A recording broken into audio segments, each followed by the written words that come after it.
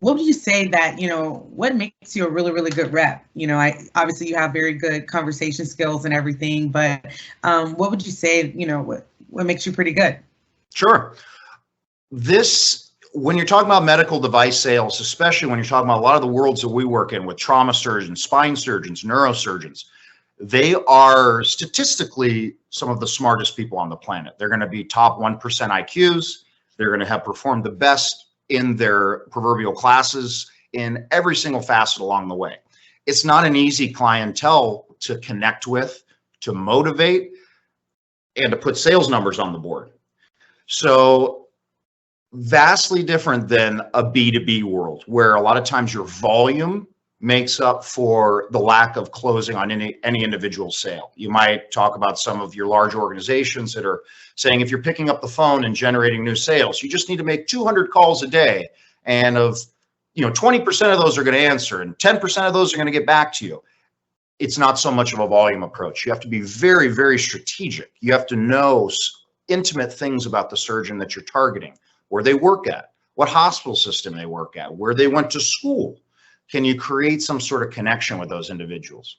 So my strength through numerous, managers and C-suites has been that ability to create that strategic sale. So before I'm ever going to approach a new piece of business, a new surgeon, let's say a new trauma orthopedic surgeon, before I've even spoken to them, I already know where they're doing cases at, where they're performing surgery, where they typically got their medical school degree from, where they went to fellowship. Do I potentially know somebody I've worked with in the past that went to school with them? Mm-hmm. Have I ever lived in a city or know something about the city that person did a fellowship in? Some way to make a connection.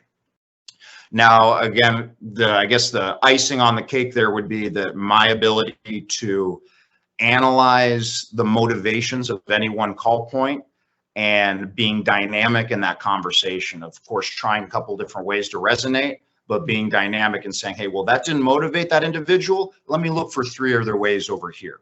Yeah. Second for that is persistence over a long period of time. And I don't want to say corny phrases like it's a marathon, not a sprint, but surviving in this industry in a marketplace over a long period of time.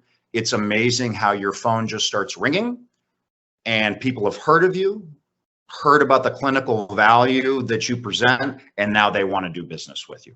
Oh, that's amazing. Well, good. I've always, noticed you a little bit in the hallways and I'm like, wow, you're pretty good. Just watching you demonstrate your products and just, demonstrate yourself and how you present yourself. I think it's great.